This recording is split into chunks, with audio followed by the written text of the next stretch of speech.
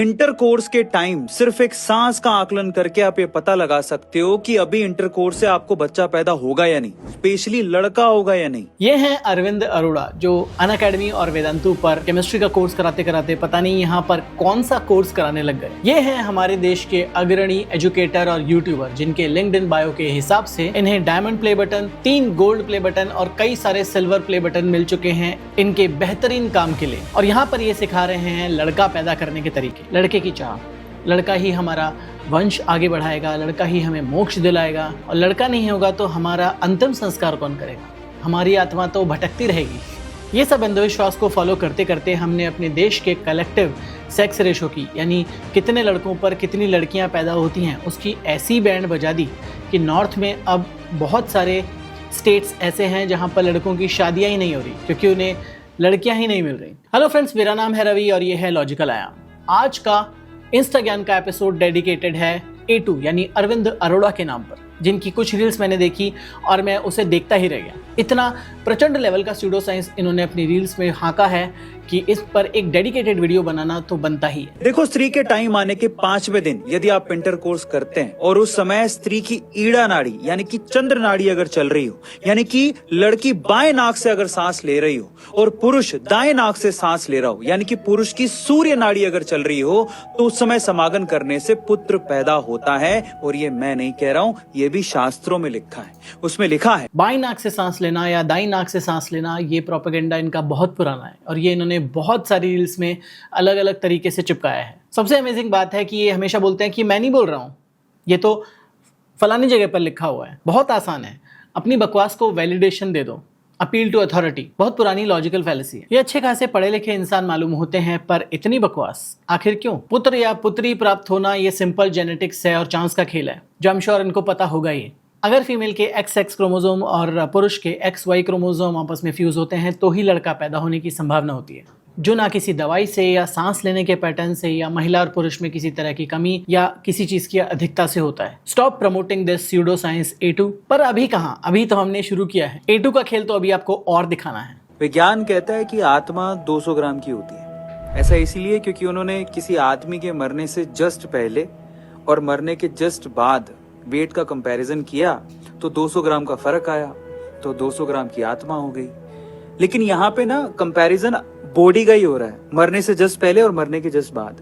आत्मा नदारद है, महसूस नहीं कर पाए, वो सिर्फ कंपैरिजन था कि यहाँ 200 ग्राम की होगी, लेकिन आप आत्मा को महसूस भी कर सकते हो। ये मेरा पर्सनल एक्सपीरियंस भी। ये आत्मा का वजन 200 ग्राम बता रहे हैं और आई डोंट नो किस एक्सपेरिमेंट की बात ये कर रहे हैं, पर आत्मा का वजन क्या होता है नापने के लिए एक इनफेमस एक्सपेरिमेंट हुआ था आज से 100 साल पहले 1907 में। एक सरफिरे डॉक्टर डंकन मैकडॉगल ने अपने 6 पेशेंट्स को मरने से जस्ट पहले एक ऐसे स्केल पर लिटा दिया था जिससे उनका वेट एक्यूरेटली मेजर किया जा सकता था। जब पेशेंट्स की मृत्यु हुई तो वेट डिफरेंस आया 21 ग्राम, और वहीं से आया ये वाहियात एक्सपेरिमेंट जिसे कहा जाता है 21 ग्राम एक्सपेरिमेंट। उस डॉक्टर को वाइडली क्रिटिसाइज किया गया इस एक्सपेरिमेंट के लिए, जो साइंस के पैमाने पर कहीं से भी खरा नहीं उतरता। 6 पेशेंट्स में से सिर्फ एक पेशेंट के वेट में चेंज आया 21 ग्राम और बाकी पेशेंट्स के वेट में कोई भी चेंज नहीं आया। इसीलिए इसे gold standard of pseudo science माना जाता है और इसे देसी gold standard of pseudo science A2 ने बेहतरीन ढंग से प्रमोट किया। तो कभी महसूस करना कि जैसे ही दिया बढ़ता है, दिया बढ़ना मतलब बुझना, हम उसको हिंदू संस्कृति में बढ़ना बोलते हैं। आप ना देख भी नहीं रहे होगे ना और उसके आसपास भी होगे, तब भी ये महसूस कर लोगे कि दिया बढ़ गया। कैसे? एक अलग सी खुशबू आती है, कभी गौर करना कि उस खुशबू से तुरंत आप भाप जाते हो कि दिया बढ़ गया, और देखोगे तो दिया बढ़ जाता है। वो क्या है? वो एक्चुअली दिए की आत्मा है।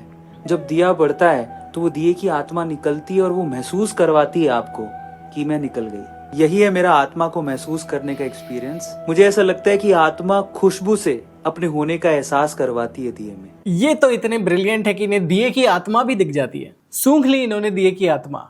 A2 सर, इतनी बेसिक केमिस्ट्री तो आपको आती ही होगी आई एम श्योर, अगर आप भूले नहीं हैं तो। वो जो दिए की खुशबू आप सूंघ रहे हैं आत्मा समझ के, वो अनबर्न्ट कार्बन है, मोस्टली कार्बन मोनोऑक्साइड है। उसे सूंघिए मत ज्यादा, आपकी आत्मा निकल जाएगी कार्बन मोनोऑक्साइड पॉइजनिंग से। आप अस्पताल जाते हैं तो इतनी जल्दी थक क्यों जाते हैं? कभी आपने गौर किया है? चलो सांस का एक और रहस्य आपके सामने खोलता हूँ। देखो, क्या आपको पता है कि जब हम एक तो ये इधर उधर देखकर क्यों बात करते हैं? हॉस्पिटल में जाकर जल्दी थक जाते हैं, उसका क्या मतलब? हॉस्पिटल क्या कोई पिकनिक मनाने जाता है क्या? हॉस्पिटल जाते हैं डिस्ट्रेस के टाइम पर, बीमारी के टाइम पर, या तो खुद की बीमारी या अपने दोस्तों, रिश्तेदारों या परिवारजनों की बीमारी। तो उस समय इंसान परेशान होता ही है। जब हम सांस लेते हैं तो इसमें हवा के अलावा एक रहस्यमयी चीज भी होती है। वो रहस्यमयी चीज ऑक्सीजन है। और वो सिर्फ हवा नहीं है जिसकी वजह से हम लोग जिंदा रहते हैं। हवा तो बस उस रहस्यमय चीज को समाये हुए है। हवा एक कैरियर की तरह काम करती है ताकि वो रहस्यमय तत्व हमारे शरीर तक पहुंचे, जिसकी वजह से हम जिंदा रहते हैं। जर्मनी के मशहूर डॉक्टर विल्हेम रेक का कहना है कि हवा तो सिर्फ सांस का आधार है, लेकिन इसके भीतर एक रहस्यमय तत्व होता है और ये तत्व भौतिक नहीं है, जबकि हवा तो भौतिक होती है। डॉक्टर विल्हेम ने इस तत्व को ऑर्गन एनर्जी नाम दिया है और भारतीय शास्त्रों में इसे प्राण कहा जाता है, जो हवा के माध्यम से प्रवाहित होने वाली दिव्य ऊर्जा है। कैसे कोई इंसान एकदम से 360 पलटी मार सकता है? केमिस्ट्री पढ़ाते पढ़ाते वो कैसे इतनी अखंड बकवास कर सकता है? इट बीट्स मी, मुझे समझ नहीं आता। एंड आई एम ग्लैड इन्होंने विलियम रेक की बात की, जो एक ऐसा केस है जिसके बारे में आपको भी पता होना चाहिए। ये जो विलियम भाई साहब थे, ये A2 से भी कहीं ज़्यादा बड़े वाले थे। इन्होंने एक पूरे के पूरे स्यूडो साइंस की ब्रांच को जन्म दिया जिसे कहा जाता है ऑर्गोनॉमी। इनका मानना था कि हमें जिंदा रखने के लिए जो रहस्यमयी तत्व की बात ये A2 भाई साहब कह रहे हैं, उस रहस्यमयी तत्व को उन्होंने नाम दिया ऑर्गॉन। और उससे जो एनर्जी निकलती है उसे कहा गया ऑर्गॉन एनर्जी, जो प्रोड्यूस होती है बायोन्स से। ये जो ऑर्गॉन है, यही लिविंग और नॉन लिविंग के बीच का डिफरेंस है, उनका ऐसा मानना था। ये जो भी मैं बता रहा हूँ, ये इसमें साइंस का स भी नहीं है, ये उनके दिमाग की उपज थी और ये एक नंबर का स्यूडो साइंस था। इन भाई साहब ने, विलियम रेक ने, एक डेफिशिएंसी का इजाद किया जिसे कहा जाता है ऑर्गॉन डेफिशिएंसी, कि जिस इंसान में ये ऑर्गॉन एनर्जी कम होती है वो थका हुआ महसूस करता है और वो उस एनर्जी को हार्नेस कर सकता है। उस एनर्जी को हार्नेस करने के लिए उन्होंने एक स्पेशल चैम्बर बनाया जिसे कहा गया ऑर्गॉन एनर्जी अक्यूमुलेटर या ऑर्गॉन चैम्बर, जिसमें अगर आप चले जाएंगे तो उस ऑर्गॉन एनर्जी का संचार आप पे होने लगेगा और आप एकदम जीवंत हो उठेंगे। इस प्रचंड स्यूडो साइंस से उन्होंने कैंसर तक को ठीक करने का दावा किया था। अब जब ऐसा कोई पागल इंसान होता है तो उसको वाइडली क्रिटिसाइज किया जाता है। उन्हें जर्मनी छोड़कर भागना पड़ा। वो पहले नॉर्वे चले गए और फिर यूएसए चले गए। यूएसए में भी उन्होंने अपने एक्सपेरिमेंट को चालू रखा। अब यूएसए में एफडीए को इस बात की खबर पड़ी और एफडीए ने इस बात पर कड़ी आपत्ति जताई कि ये एक नंबर का स्यूडो साइंस है और आप इस तरह के एक्सपेरिमेंट नहीं कर सकते। उन पर कई मुकदमे चले, उनको सज़ा का सामना करना पड़ा। उनके जितने भी इक्विपमेंट थे, स्पेशली जो ऑर्गॉन चैम्बर था, उन सबको सीज कर लिया गया, डिस्ट्रॉय कर दिया गया और उन्हें कहा गया कि फिर कभी इस तरह की बकवास ना कीजिए। तो जैसे विलियम रेक महान थे, वैसे ही ये A2 भी बहुत महान है, जो इस तरह का एक नंबर का बकवास स्यूडो साइंस अपनी रील्स पर पेले जा रहे हैं। अगर आप इस वीडियो में अभी तक बने हुए हैं तो इस वीडियो को लाइक कीजिए, हमारे चैनल को सब्सक्राइब कीजिए और ज़्यादा से ज़्यादा लोगों तक शेयर कीजिए। हमें अभी भी आपके सपोर्ट की बहुत ज़्यादा ज़रूरत है। अगर आप स्टूडेंट हैं जो 8 से लेकर 12th तक की क्लास में हैं, या फिर अभी कॉलेज में हैं, फर्स्ट या सेकंड ईयर, या फिर अभी आपने जॉब शुरू की है और आप बिल्कुल भी सेटिस्फाइड नहीं हैं अपने करियर के टर्न ऑफ इवेंट से, तो आप मुझे रीच आउट कर सकते हैं। I am a certified career counsellor, certified career coach, जिसको सालों का अनुभव है इस तरह के क्वेश्चंस से डील करने में। तो मुझे रीच आउट कीजिए। मेरा ईमेल है logicalproject1@gmail.com and I will be happy to help you. By the way, जो सांसों से इनका याराना है वो यहीं पर नहीं रुकता। अगर किसी चिपकू मेहमान को भगाना हो तो भी सांसें चेक करो। अक्सर हमारे घर ऐसे लोग आ जाते हैं जिन्हें हम पसंद नहीं करते, लेकिन मजबूरी हमारी ये होती है कि हमें सीधे मुंह कह भी नहीं सकते कि आप यहाँ से चले जाओ। ऐसे लोगों को कैसे भगाएं, उसका आसान तरीका बताया शास्त्रों में। पहले आप अपनी नाक या नाड़ी को चेक करो कि कौन सी चल रही है। अगर बायां चल रहा है तो उस बंदे को दाईं तरफ ले लो, और अगर दायां चल रहा है तो उस बंदे को बाईं तरफ ले लो। काम वासना को कम करना हो तो भी सांसें चेक करो। काम वासना को कम करने का एक बहुत ही आसान उपाय है। देखिए, जब आप में काम वासना जागे तो तुरंत सांस को बाहर की ओर फेंकें और पेट को एकदम खाली कर दें। लंबी उम्र चाहिए तो भी सांसों को चेक करो। चीन का एक आदमी 165 सालों तक जिया, 165 सालों तक। अब उसे किसी ने सवाल पूछा कि भैया आपकी लंबी उम्र के राज क्या हैं? तो उसने 2 राज बताए। पहला कि वो नाभि तक भर के पूरी तरह से सांस लेता है और फिर पूरी तरह से सांस को छोड़ता है। और शुरू में देखा ही था कि लड़का पैदा करना हो तो भी सांसें चेक करो। यहां तक कि कब मरने वाले हो और कितनी उम्र बची है उसके लिए भी गेस व्हाट, अपनी सांसों को चेक करो। सिर्फ नाक के नीचे इस तरह से उंगली रख के आप पता लगा सकते हैं कि आपकी जिंदगी में कितने साल बचे। एक झोला छाप डॉक्टर होता है ना, जो हर बीमारी का एक ही इलाज, एक ही दवा पकड़ा देता है, उसी तरह से ये हैं। इन्होंने एक फार्मूला पकड़ लिया है और उसी फार्मूले पर बेस करके सारे की सारी सूडो साइंस पेलते रहते हैं दिन रात। आलो ले लो, कांदे ले लो। हर मर्ज की एक ही दवा, काम कर गई तो गारंटी हमारी और काम नहीं किया तो किस्मत तुम्हारी।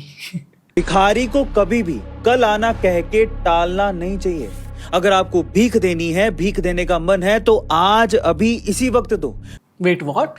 सड़क किनारे कई ऐसे भिखारी होते हैं जिनका भीख मांगना धंधा होता है और वो उन भीख मांगे हुए पैसों से पौवा खरीदते हैं, रात भर धुत पड़े रहते हैं और फिर सुबह निकल जाते हैं भीख मांगने। माइंड बना लो सर कि भीख देनी है कि भीख नहीं देनी है।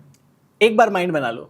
अलग अलग तरह की रील आप बना रहे हो, एक में एक तरह की बात कर रहे हो, दूसरे में दूसरे तरह की बात कर रहे हो। आप कहना क्या चाहते हो? ये भाई साहब माइंड ही तो मेकअप नहीं कर पा रहे। कभी इन्हें केमिस्ट्री पढ़ानी है, कभी मोटिवेशनल वीडियो बनाने हैं, कभी शार्क टैंक पर जाना है, कभी इस तरह के स्यूडो साइंटिफिक वीडियो बनाने हैं और कभी ऐड करके लोगों को बेवकूफ बनाकर बस पैसा छापना है। गाइस, ऑनलाइन सेल में शॉपिंग करके पैसे बचाने किसको पसंद नहीं है, लेकिन इसके लिए सेल का इंतजार क्यों करना भाई, जब आपको उससे भी बेहतर और मजेदार डील्स डेली मिल सकती हैं। और कभी आदिवासी तेल बेचना है, स्कैम बोल बोल के लोगों को ही स्कैम कर देना है। ये आदिवासी हेयर ऑयल वाले जो जेन्युइनली सही तेल बेच रहे हैं और सोशल मीडिया पर अपना नाम खराब होने की वजह से काफी परेशान। वो कहते हैं ना कि गेहूं के साथ गुड़ भी पिस जाता है, कुछ ऐसा ही हो रहा है उनके साथ। अपने आप भी बताते हुए हाथी पीछे समुदाय के कुछ लोग काफी भावुक हो गए थे। अब हुआ कुछ यूं कि उनकी जो एडवर्टाइजमेंट है वो हर जगह पे चल रही है। मार्केट में जैसी डिमांड आती है वैसे ही इंडिया में स्कैम शुरू हो जाते हैं। अब ऑनलाइन ऐसे कई सारे सेलर हैं जो कि नकली आदिवासी हेयर ऑयल बेच रहे हैं और वो भी सस्ते में। 10 में से 7 इस तरह के जो फर्जी स्कैम वाले वीडियोस है ना, बहुत लोगों ने किए थे और उस पर मैंने एक पूरा वीडियो बनाया था। इस तरह की सेम स्क्रिप्ट फॉलो की थी बहुत सारे सेलिब्रिटीज़ ने और उस तरीके से इन्होंने तेल को बेचने की कोशिश की थी आपको बेवकूफ़ बनाने के लिए, जिसमें ये भी शामिल हैं ए2 भाई साहब। और इन्हें पता नहीं कभी कभी क्या हो जाता है कि जया किशोरी जो एक मोटिवेशनल / कथावाचक हैं, उनका कंपैरिजन करना है आलिया भट्ट से जो एक एक्ट्रेस हैं, पता नहीं क्यों। आलिया भट्ट ज्यादा खूबसूरत है कि जया किशोरी जी? जया किशोरी जी। कारण क्या है? वो हल्दी लगाती है इसीलिए? नहीं भाई, वो भगवान का नाम भजती हैं, भगवान कृष्ण का नाम लेती हैं इसीलिए। अच्छा, सबसे ज्यादा अमीर कौन है? मुकेश अंबानी या प्रेमानंद जी महाराज? प्रेमानंद जी महाराज। कारण क्या है?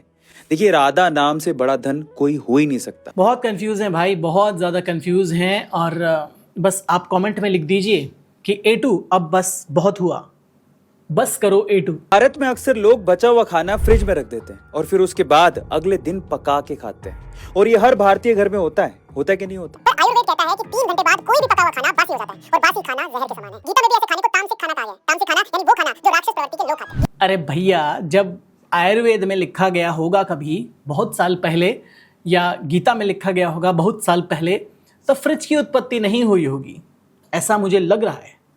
तो जब फ्रिज की उत्पत्ति नहीं हुई होगी, फ्रिज का इन्वेंशन किसी ने नहीं किया होगा, तो जब खाना बनाओगे और उसको नॉर्मल टेम्परेचर पे रखोगे तो खाना ख़राब हो जाएगा। पर जब आज आधुनिक समाज में हमारे पास फ्रिज है तो हम उस खाने को फ्रिज में रख सकते हैं। जब आप खाने को फ्रिज में रखते हो तो माइक्रोबियल ग्रोथ जो होती है, जो खाने को ख़राब करती है, वो रुक जाती है, स्लो हो जाती है। तो जो खाना 3 घंटे में ख़राब हो सकता था, वो खाना हो सकता है 3 दिन तक ख़राब ना हो, क्योंकि फ्रिज के ठंडे माहौल में माइक्रोबियल ग्रोथ अरेस्ट हो जाती है।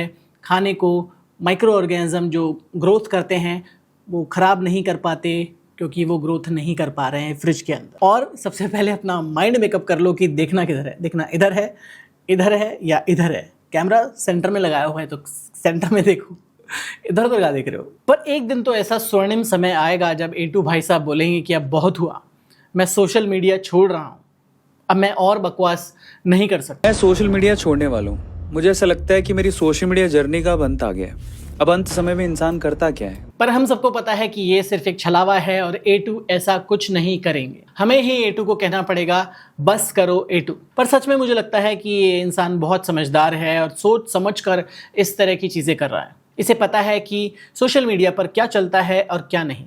सोशल मीडिया पर इस तरह की ल्यूक्रेटिव स्यूडो साइंटिफिक रील्स बहुत ज़्यादा चलती हैं। हज़ारों लाखों रील्स हैं ऐसी जिसमें इस तरह की बकवास की गई है और उस पर मिलियंस ऑफ व्यूज़ हैं। इन्हें अच्छे से पता है कि अगर ये आयुर्वेदा, किसी रिलीजियस टेक्स्ट या कोई भी और धर्म का नाम लेकर कोई बकवास, स्यूडो साइंस, मिस इन्फॉर्मेशन या ऐसा कोई मिथ फैलाने की कोशिश करेंगे तो लोग उसको बिल्कुल भी क्वेश्चन नहीं करेंगे और तुरंत मान लेंगे। आप लोगों को पाखंड परोसोगे तो लोग आराम से देखेंगे बिना क्वेश्चन किए। ये इन्हें अच्छे से पता है। होपफुली आपको ये वीडियो पसंद आया होगा। इस तरह के वीडियो हम अपने चैनल पर बनाते रहते हैं। अगर आप हमारे चैनल पर नए हैं तो इस चैनल को सब्सक्राइब कीजिए, इस वीडियो को लाइक कीजिए और as much as possible share कीजिए। चैनल को सब्सक्राइब किए बिना मत जाइए, वीडियो को लाइक किए बिना मत जाइए। मिलूंगा ऐसे ही अमेजिंग वीडियो में यहाँ पर। तब तक के लिए बी लॉजिकल।